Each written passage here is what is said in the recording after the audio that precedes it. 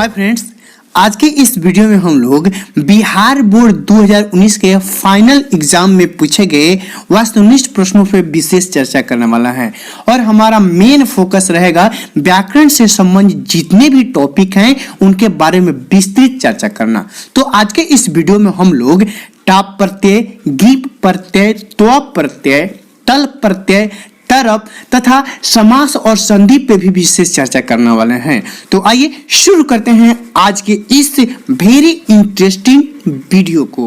हमारे पास पहला क्वेश्चन है, शास्त्र मानवों को किसका बोध कराता है। एक बात हम बता दें कि चैप्टर 1 से लेकर चैप्टर 14 तक के व्याख्या, प्रश्न उत्तर और वस्तुनिष्ठ प्रश्नों को हमने सॉल्व करा चुका है और उस सभी का प्लेलिस्ट में एक प्लेलिस्ट बना हुआ है, आप वहां से देख सकते हैं। तो हम लोग पाठ से संबंधित प्रश्नों पे समय नष्ट नहीं करेंगे, हमारा सिर्फ और सिर्फ मोटो रहेगा व्याकरण के प्रश्नों को सॉल्व करना। तो देखिए यहाँ पे प्रश्न पूछा है, शास्त्र मानवों को किसका बोध कराता है। हर्तव्य, धर्मतव्य, कर्तव्य और अकर्तव्य, मंतव्य। तो शास्त्र मानवों के कर्तव्य और अकर्तव्य का बोध कराता है। हमारे पास क्वेश्चन नंबर 2 है, क्री धातु के लोट लकार। हमने पांचों लकार पे संबंधित अनुवाद भी आपको बता दिया है, उसका भी प्लेलिस्ट बना हुआ है संस्कृत ग्रामर से करके, तो आप वहां से भी देख सकते हैं। क्री धातु लोट लकार, लोट माने होता है अनुज्ञा या आज्ञा। तो लोट लकार प्रथम पुरुष में होता है करोतु, कुरुताम, कुरुवंतु। मध्यम पुरुष में होता है कुरु, कुरुतम, कुरुत। और उत्तम पुरुष में होता है करवाणी, करवाव, करवामा। तो कुरु पूछा है तो इसलिए मध्यम पुरुष एक वचन में होगा, कुरु। क्वेश्चन नंबर 3 है, घर में लगी आग को देखकर कौन पलायन हो गए। तो घर में लगी आग को देखकर जो धूर्त बनावटी आलसी थे वो भाग गए, इसलिए इसका सही आंसर क्या हो जाएगा, डी होगा। क्वेश्चन नंबर 4 है, विनय को कौन मारता है। सुकृति, अपकृति, ये हमारे नीति श्लोक का है। आप लोग ऐसे पढ़िए कि क्वेश्चन पढ़ते हुए हम उस पाठ का नाम याद कर लें। तो विनय को कौन हरता है, अकृति हरता है, इसलिए इसका सही आंसर सी हो जाएगा। गौतम ऋषि ने किस दर्शन की रचना की। ऑप्शन है सांख्य दर्शन, न्याय दर्शन, योग दर्शन। तो न्याय दर्शन की रचना गौतम ऋषि ने की है, इसलिए सही आंसर बी होगा। भव किस लकार का रूप है, भव। अब भव और भू माने होता है होना, भव या भू माने होता है होना, और ए भव जो है ये लोट लकार का है। लोट लकार प्रथम पुरुष एक वचन में होता है भवतु, भवताम, भवन्तु। मध्यम पुरुष में होता है भव, भवतम, भवत। उत्तम पुरुष में होता है भवानी, भावाव, भवाम। और भव पूछा है इसलिए इसका क्या हो जाएगा, लोट लकार में होता है मध्यम पुरुष एक वचन में भू धातु रूप का। क्वेश्चन नंबर 7, वस्तुतः इस समय संसार किस महासागर के कुल मध्य स्थित दिख रहा है। प्रशांत महासागर, हिंद महासागर, अशांति महासागर, अटलांटिक महासागर। तो सभी संसार आज अशांति के महासागर के मध्य स्थित है, इसलिए इसका सही आंसर क्या हो जाएगा, सी हो जाएगा। क्वेश्चन नंबर 8 है, तत्पुरुष समास का उदाहरण कौन सा है। तत्पुरुष समास, तो जिस समास का दूसरा पद कहें या उत्तर पद कहें प्रधान होता है उसे तत्पुरुष समास कहते हैं। और इसकी पहचान यह है कि इसकी विभक्ति चिन्हों में कारक चिन्हों का प्रयोग होता है। जब इसका समास विग्रह करें तो विभक्ति चिन्हों का प्रयोग होता है। एक बात और आपको एक ट्रिक बता दें, जब तत्पुरुष समास दे ना तो उसके उत्तर पद से जब क्वेश्चन करेंगे तो उसका आंसर प्रथम पद ही होगा। जैसे हम कहें संकट मुक्त, जैसे हम आपसे कहें संकट मुक्त, संकट मुक्त। अब हम प्रश्न कर रहे हैं किससे मुक्त, तो आंसर होगा संकट मुक्त। तो आप देखें काक बलि, किसकी बलि, तो काक की बलि, इसलिए इसका सही आंसर हो जाएगा ए, काक बलि। नेक्स्ट क्वेश्चन है, पाटलिपुत्र का इतिहास कितने वर्ष है, पुराना है। 800 वर्ष, 1000 वर्ष, 700 वर्ष और 15 वर्ष। तो इसमें ऑप्शन अगर 2500 वर्ष रहता बाबू तो वो होता, लेकिन नहीं है तो आप 1500 वर्ष ही लगाइएगा, इसका आंसर 1500 भी है। अब आपके किताब में तो 2500 है, लेकिन 2500 नहीं है, तो हम क्या करें, 1500 लगा सकते हैं। अगला क्वेश्चन है, दृश्य धन कत्वा से कौन सा शब्द बनेगा? तो हमने कत्वा प्रत्यय का लिंक नीचे डिस्क्रिप्शन बॉक्स में है, आप वहां से देख लीजिएगा। तो दृश्य धन कत्वा से हो जाएगा दृष्टवा। कत्वा का त्वा शेष रहता है। हमने वैसी प्रत्ययों को चर्चा करेंगे जो हमने अभी तक आपको नहीं बताए हैं। क्वेश्चन नंबर 11 है बाबू, ऋष्यादि प्रणीत को क्या कहते हैं? यानी ऋषियों द्वारा जो रचित है उसे क्या कहते हैं? तो ऋषियों द्वारा जो रचित है उसे कृतक कहते हैं, इसलिए इसका सही आंसर क्या हो जाएगा? सी। अगला प्रश्न है, वनवास के प्रसंग में राम सीता लक्ष्मण के साथ कहां पहुंचते हैं? मंदाकिनी वर्णन से प्रश्न है, तो ये तीनों आदमी कहां पहुंचते हैं बाबू? चित्रकूट पर्वत पे पहुंचते हैं। अगला प्रश्न है, लता शब्द के चतुर्थी एक वचन का रूप कौन है? तो हमने आपको बताया है कम से कम फल शब्द रूप, लता शब्द रूप और बालक शब्द रूप तो हर हाल में याद कर लीजिए। लता शब्द रूप का चतुर्थ विभक्ति में होता है लतायै लताभ्याम लताभ्य, लतायै लताभ्याम लताभ्य। तो चतुर्थी एक वचन में कह रहा है, इसलिए इसका सही आंसर हो जाएगा सी, लतायै। अगला प्रश्न है हमारे पास, विरक्तो अभूत में कौन सी संधि है? तो इसका सही आंसर हो जाएगा बाबू विसर्ग संधि। क्यों? अगर इसका संधि विच्छेद करें तो संधि विच्छेद होगा विरक्तः धन अभूत, अभूत। तो एक नियम होता है विसर्ग संधि में, यदि विसर्ग के बाद अ आता है तो एक नियम है, इस विसर्ग को ओ बनाते हैं और इस अ को अवग्रह यानी यस जैसा बनाते हैं। तो देखिए विसर्ग ओ में बन गया है, अ अवग्रह में बन गया है, तो इसका सही आंसर हो जाएगा विसर्ग संधि। अगला प्रश्न है, मया ग्रंथः पठितः वाक्य में मया पद में तृतीया विभक्ति किस सूत्र से हुई है? इसका मतलब है कि यह चारों ऑप्शन तृतीया विभक्ति से ही है, और किस सूत्र से हुई है? तो इसका सही आंसर हो जाएगा डी, अनुक्ते कर्तरी तृतीया। अब ये क्या है, आइए अनुक्ते कर्तरी तृतीया के बारे में जानते हैं। तो बाबू कर्मवाच्य और भाववाच्य में यदि हो तो कर्ता में तृतीया विभक्ति होती है। चलिए इसको छोड़ के एक और उदाहरण देते हैं, जैसे अध्यापकेन सुखाखंडेन वाक्यानि लिख्यन्ते, अर्थात वाक्य अध्यापक के द्वारा चौक से लिखे जाते हैं। तो माया हस्यते, मेरे द्वारा हंसाया जाता है, और यहाँ पे माया ग्रंथ, मेरे द्वारा ग्रंथ पढ़ा जाता है। तो यहाँ पे जो कर्मवाच्य और भाववाच्य में क्या होता है, तृतीया विभक्ति होती है, और तृतीया में होता है अस्मत् शब्द रूप, क्या होता है, माया अवाभ्याम अस्माभि। तो यहाँ पे माया देखे तो तृतीया हो जाएगा, इसलिए इसका सही आंसर क्या हो जाएगा, अनुक्ते कर्तरी तृतीया। अगला प्रश्न है, आधार में कौन सी विभक्ति है? तृतीया, प्रथमा, अधिकरण, षष्ठी। तो आधार यानी एक सतह होना चाहिए, तो अधिकरण में होता है, अधिकरण का पहचान चिन्ह हमने बताया था में और पर। ए पर जो है आधार है, यानी टेबल पर, कुर्सी पर, पे पर आधार ही नहीं रहेगा तो कोई कैसे खड़ा होगा, इसलिए इसका सही आंसर हो जाएगा सी। अगला प्रश्न है, बराह मिहिर द्वारा रचित कौन सा है? तो शास्त्रकारः पाठ से है प्रश्न, इसका बराह मिहिर द्वारा रचित है बृहत् संहिता। अगला प्रश्न है, कैसे पुरुष सभी जगह उपलब्ध होते हैं? तो सत्यवादी, कटुवादी, तो प्रियवादी पुरुष जो है वो सभी जगह क्या है, आसानी से मिल जाते हैं। अगला क्वेश्चन है क्वेश्चन नंबर 19, नारी में कौन सा स्त्री प्रत्यय लगा हुआ है? ऑप्शन है गिंस प्रत्यय, ती प्रत्यय, गिप प्रत्यय और गिन प्रत्यय। तो इसका सही आंसर हो जाएगा सी, गिप प्रत्यय। तो आइए अब हम लोग गिप प्रत्यय के बारे में जानते हैं। गिप प्रत्यय का अंत में दीर्घ ई शेष रहता है, यानी अंत में ई का ईश्वर का मात्रा उसमें लगा देते हैं। अब आप लोग कलम कॉपी उठाइए और नियम लिखते चलिए। गीप प्रत्यय जो है रीकारांत यानी री से अंत होने वाले में और नकारांत यानी जो शब्द न से समाप्त होते हैं उनमें गीप प्रत्यय का प्रयोग किया जाता है। एज फॉर एग्जाम्पल हम दे आपको त्री में लगाना है हमको गीप प्रत्यय लगाना है, तो हमने बताया गीप का ई शेष रहता है और धात्री त्री के बदले लगाए लिखेंगे हम लोग त्र, तो बनेगा धात्री।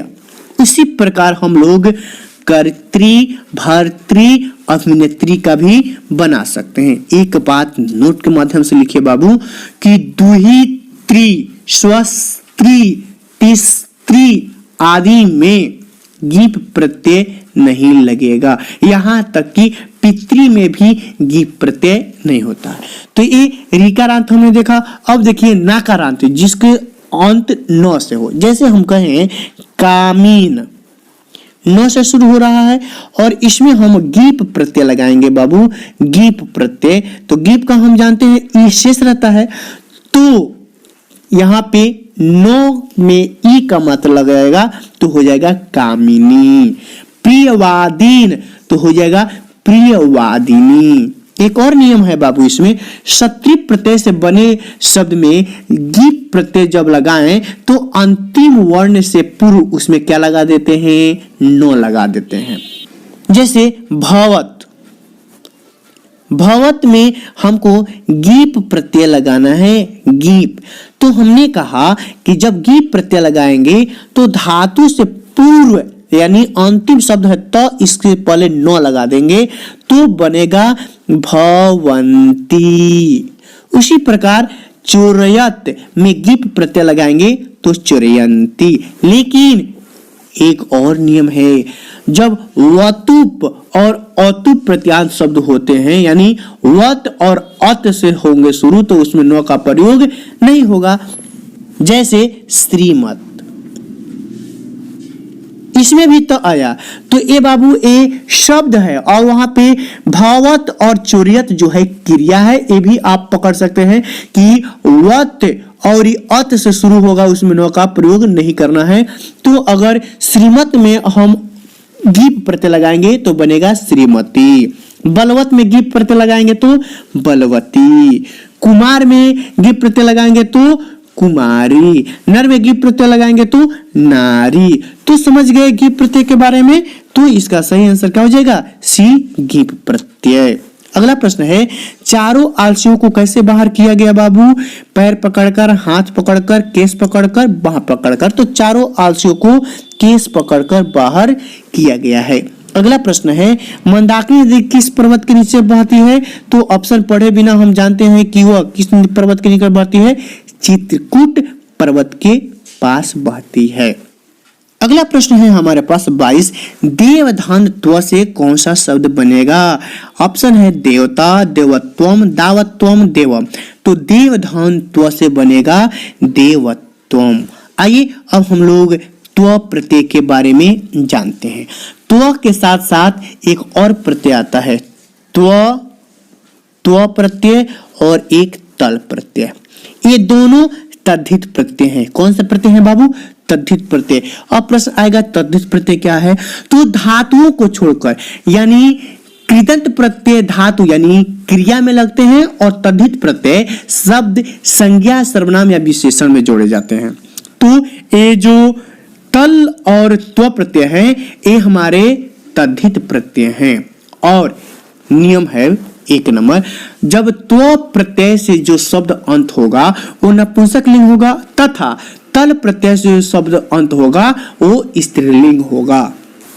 जब तल प्रत्यांत शब्द स्त्रीलिंग होते हैं इसलिए एक और प्रत्यय किया जाता है, तल प्रत्याय शब्द के अंत में टाप प्रत्यय लगा देते हैं।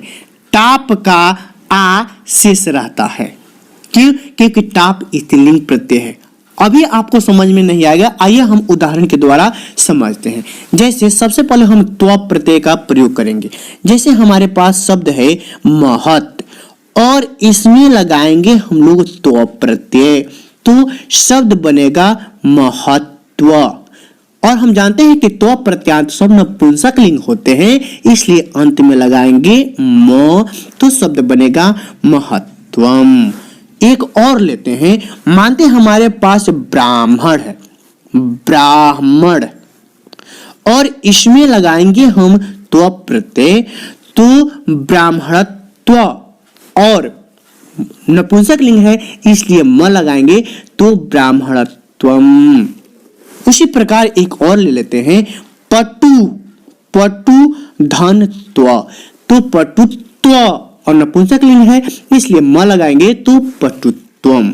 तो हमने जाना कि त्व प्रत्यांत सब नपुंसक लिंग होते हैं। अब आइए इसी शब्दों में हम लोग तल प्रत्यय लगाते हैं, जैसे महत, महत में अब हम लगा रहे हैं तल प्रत्यय, तो तल प्रत्यय का तो शेष रहता है तो यह है महत। और हमने कहा कि तल प्रत्यांत शब्द स्त्रीलिंग होते हैं तो इसमें लगा देंगे फिर से टाप प्रत्यय, और टाप का आ शेष रहता है इसलिए शब्द बनेगा महता।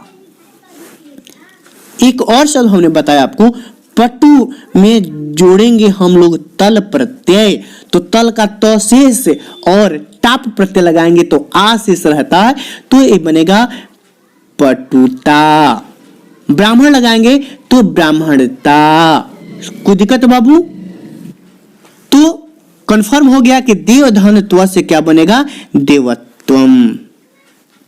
अगला प्रश्न है, वनमाला भावलकर किस काल की संस्कृत कवयित्री हैं? तो वनमाला भावलकर वर्तमान काल की कवयित्री हैं। अगला प्रश्न है हमारे पास, निरुक्त का कार्य क्या है? ऑप्शन है यथार्थ बोध, वेदार्थ बोध, आगे नहीं बढ़ेंगे। निरुक्त का कार्य होता है वेद के अर्थ का बोध कराना। अगला प्रश्न है हमारे पास, गमनम में कौन सा प्रत्यय लगा है बाबू? गमनम, गमनम में ल्यूट प्रत्यय लगा है, और ल्यूट प्रत्यय के बारे में हमने आपको बता चुका है, और ल्यूट प्रत्यय का लिंक नीचे डिस्क्रिप्शन बॉक्स में है, आप देख सकते हैं।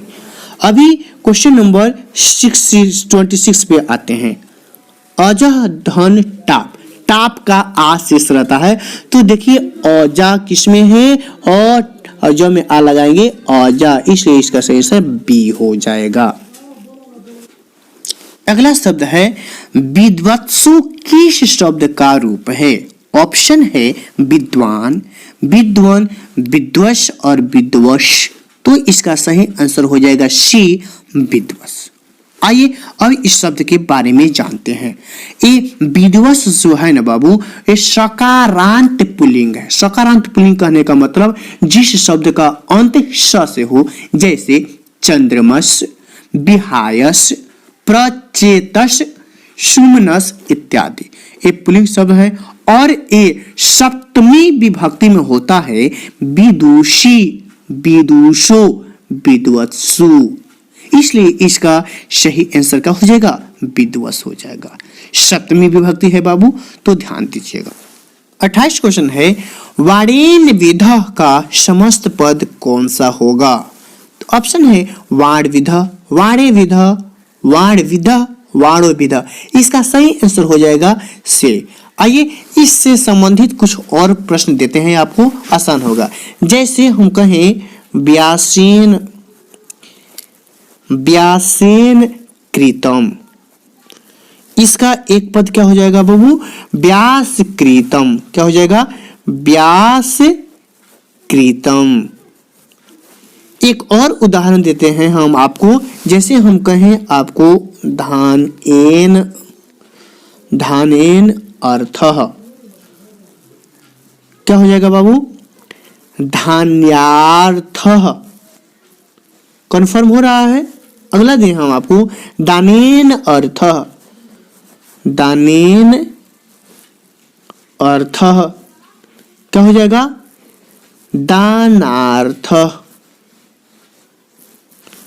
कोई दिक्कत बाबू? तो वाणेन विधः का समस्त पद क्या हो जाएगा, सी हो जाएगा हमारा वाण विधः।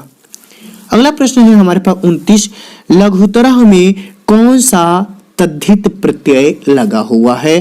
तो लघुतरह में हमारा शी तरप प्रत्यय लगा हुआ है। आइए तरप प्रत्यय के बारे में जानते हैं। तरप प्रत्यय, पहला नियम लिखिए बाबू कि तरप जो है दो में से एक की अधिकता के लिए प्रयोग होता है। नियम 2, तरप का तर शेष रहता है और तरप प्रत्यांत क्रिया के अंत में होता है। नियम 4, तरप प्रत्यय के रूप पुल्लिंग में राम के अनुसार, स्त्रीलिंग लिंग में लता के अनुसार और नपुंसक लिंग में यशस के अनुसार चलेंगे। आइए अब देखते हैं, हमारे पास ऑप्शन है, हमारे पास जानते हैं लघु। लघु में जोड़ेंगे तरप प्रत्यय तो लघु तरह, पटु में जोड़ेंगे तरप तो पटु तरह, साधु में जोड़ेंगे तरप तो बनेगा साधु तरह। इसमें कोई चेंजिंग नहीं होगी, कोई दिक्कत बाबू। क्वेश्चन नंबर 30, अनुरूपम किस समास का उदाहरण है? अनुरूपम, और देखते ही हम समझ गए कि यह कौन सा समास है, तो अव्ययी भाव समास है। आइए अव्ययी भाव समास के बारे में जानते हैं। अव्ययी भाव समास, जिस समास का प्रथम पद अव्यय होता है उसे अव्ययी भाव समास कहते हैं। अब अव्यय का मतलब क्या होता है? जो लिंग वचन विभक्ति के अनुसार अपना रूप नहीं बदलता है वो अव्यय कहलाता है। जैसे आजन्म, आवरण, आमरण, बेसहारा, भरपाई इत्यादि। इसकी पहचान बता दे बाबू कि इस समास का जो है ना प्रथम पद उपसर्ग होता है। तो देखिए अनुरूपम में अनु क्या है? उपसर्ग है। आजन्म में आ उपसर्ग है। बेसहारा में बे उपसर्ग है। भरपाई में भर क्या है? उपसर्ग है। तो अव्ययी भाव समास का पहचान क्या होगा? ए उपसर्ग से शुरू होता है। क्वेश्चन नंबर 21, तनवंगी में किन किन वर्णों का मेल हुआ है? तो आइए बाबू, तनवंगी यहाँ पे है तनवंगी। सबसे पहले हम इन किन किन वर्णों का मेल जानने से पहले हम इसका संधि विच्छेद करते हैं। तो तनवंगी का संधि विच्छेद होगा तनु धन अंगी, तनु धन अंगी। अब देखिए न में उ की मात्रा यानी हो गई उ और अंगी का अ, यानी उ और अ वर्णों की मेल हुई है। तो देखिए उ और अ किसमें है? ये है शीन में। और तनवंगी जो है कौन सी संधि हो गई? ये यण संधि है। इन सभी संधि के बारे में हमने मंगलम के पार्ट 2 में बताया है, उसका भी लिंक नीचे डिस्क्रिप्शन बॉक्स में दिए हैं। क्वेश्चन नंबर 32 है, पर पीड़न किस लिए होता है? पर पीड़न पुण्य के लिए, पाप के लिए, नाश के लिए, धर्म के लिए। ये हमारे विश्व शांति पाठ से है बाबू। तो पर पीड़न किसके लिए होता है? नाश के लिए होता है। अगला शब्द है हमारे पास, पराभाव पद में कौन सा उपसर्ग है? प्र, पा, अप और डी में दिया हुआ है परा। तो पराभाव में हमारा परा उपसर्ग है। और इससे और सारे प्रश्न बन जाएंगे बाबू, जैसे पराजय, पराकर्म, परामर्श, पराभूत, ये सभी में कौन सा प्रत्यय उपसर्ग लगा हुआ है? तो परा उपसर्ग लगा हुआ है। क्वेश्चन नंबर 34 है, अघनन में कौन सी धातु है, यानी कौन सी क्रिया है बाबू? तो अघनन में हमारा बी हन धातु है। हन मन होता है मारना, और हन धातु रूप लंग लकार में प्रथम पुरुष में होता है अहन, अहताम, अघनन। मध्यम पुरुष में होता है अहन, अहतम, आहत। उत्तम पुरुष में होता है अहनम, अहन्व, अहनम। तो समझ गए कि घन धातु रूप लंग लकार यानी कि भूतकाल में है। अगला है, अकिंचनः का विग्रह कौन सा होगा? ना किंचनः, न अकिंचनः, न किंचनः, नो किंचनः। तो ये हम आपको बता दे बाबू कि अंकचिनः अकिंचनः का विग्रह होगा न किंचनः, और ये हमारा नए समास है। और नए समास यानी कि इनका नए समास का उपयोग ज्यादातर हम लोग संस्कृत भाषा में माना करने के अर्थ में करते हैं। आइए एक और उदाहरण देते हैं। जैसे हम कहें आपको अछूत, इसका विग्रह क्या हो जाएगा? न छूत। अनिच्छुक, न इच्छुक। अटूट, न टू इत्यादि। क्वेश्चन नंबर 36 है, खाली जगह भोजनम कृतम वाक्य में रिक्त स्थान में कौन सा पद होगा? ऑप्शन है मह्यम, मम, माम, माया। तो इस खाली जगह में माया होगा, यानी जहां पे से और द्वारा आएगा तृतीया विभक्ति। माया भोजनम कृतम, मेरे द्वारा भोजन किया गया, मेरे द्वारा। तो जहां से और द्वारा हो जाए तृतीया विभक्ति का प्रयोग करेंगे तो अस्मत् शब्द रूप तृतीया विभक्ति होता है माया आवाभ्याम अस्माभि। तो से और द्वारा के सेंस में हम लोग किसका प्रयोग करते हैं? तृतीया विभक्ति का प्रयोग करते हैं। 37 क्वेश्चन है, अप उपसर्ग से कौन सा शब्द बनेगा? औपनिष्कदम, अपकर्ष, आकर्ष, उप। और देखिए वो अप किसमें दिखाई दे रहा है? बी को छोड़कर अप आपको कहीं दिखाई दे रहा है? नहीं। तो स्वाभाविक रूप से हमारा अप उपसर्ग किसमें हो जाएगा? बी में हो जाएगा। 38 बीजांका का काल किस शतक में माना जाता है? तो बीजांका का काल अष्टम काल माना जाता है, 8वीं शताब्दी। 39 है, अलस कथा के अंतर्गत मिथिला के मंत्री कौन थे बाबू? तो हाईलाइटेड क्वेश्चन है, मिथिला के अंदर मंत्री कौन थे? वीरेश्वर। प्रश्न भी पूछा जाता है वीरेश्वर का स्वभाव कैसा था? आगे बढ़ जाते हैं, हम नहीं बताएंगे क्योंकि वस्तुनिष्ठ प्रश्नों में हम करा चुके हैं। अगला प्रश्न है 40, बनावटी आलस देख करके कौन भोजन करते थे? तो बनावटी आलस को देख करके जितने धूर्त थे वो भोजन करते थे। आधुनिक काल की संस्कृत लेखिकाओं में कौन अत्यधिक प्रसिद्ध है बाबू? तो आधुनिक काल के पंडित छमाराव, इनका पूरा नाम पंडित छमाराव। सरस्वती का कुलगृह कौन सा महानगर था? तो सरस्वती का कुलगृह सी पाटलिपुत्र था। 43 प्रश्न है, एक देश दूसरे देश को क्या देखकर जलते हैं? तो एक देश दूसरे का उत्कर्ष देख के डरते हैं कि उन्नति देख के डर जलते हैं। क्वेश्चन नंबर 44, नरक के द्वार कितने प्रकार के हैं जिनसे व्यक्ति का नाश हो? तो काम, क्रोध, लोभ, 3। तो इसका सही आंसर कहा जाएगा सी, 3 प्रकार के। 45 क्वेश्चन है, दुख का विषय क्या है? भ्रांति, शांति, अशांति, क्रांति। तो दुख का विषय क्या है बाबू? अशांति। क्वेश्चन नंबर 46 है, स्वामी दयानंद के किस नगर में आर्य समाज की स्थापना की थी बाबू? तो स्वामी दयानंद मुंबई नगर में अपने आर्य समाज की स्थापना की थी। वेद रूपी शास्त्र क्या होता है बाबू? ऑप्शन है हमारे पास अनित्य, नित्य, कृत्य, भृत्य। तो वेद रूपी शास्त्र क्या होता है? नित्य होता है। क्वेश्चन नंबर 48 है बाबू, मातुः किस विभक्ति का रूप है? तो मातुः जो है बाबू मातृ शब्द रूप यानी ऋकारांत स्त्रीलिंग है, जो पंचमी और षष्ठी दोनों में है बाबू। पंचमी में होता है कि मातु मातृभ्याम मातृभ्य, और षष्ठी में भी होता है मातु मातृ मातृणाम। तो आप इसको ध्यान से देखिएगा, पंचमी भी है और षष्ठी भी है। तो इसको थोड़ा सा स्टार मार के रख देते हैं बाबू, क्योंकि मातु शब्द जो है पंचमी और षष्ठी दोनों एक वचन में आता है। मातृ ऋकारांत स्त्रीलिंग शब्द रूप है, आप देख लीजिएगा। अगला है हमारे पास क्वेश्चन नंबर 49, अपवर्गीय तृतीया सूत्र का उदाहरण कौन सा है? मासम व्याक्रम अधितम, मह्यम शतम धारयति, नरेषु उत्तमः नरः, तेन मासेन व्याक्रम पठितम।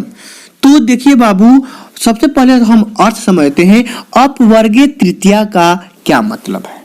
तो अपवर्ग उसे कहते हैं जब कार्य समाप्ति या फल हमें मिलता है उसे अपवर्ग करते हैं, यानी कार्य की समाप्ति का फल हमें क्या होता है? मिलता है, उसे अपवर्ग कहते हैं। और इस अर्थ में कालवाचक और मार्गवाचक शब्दों में तृतीया विभक्ति होती है। जैसे मासेन व्याकरणम अधितम, मासेन हो जाएगा, मासेन, मासम नहीं, मासेन व्याकरणम रहता तो यही हमारा आंसर हो जाता, लेकिन मासम दिया है इसलिए नहीं होता।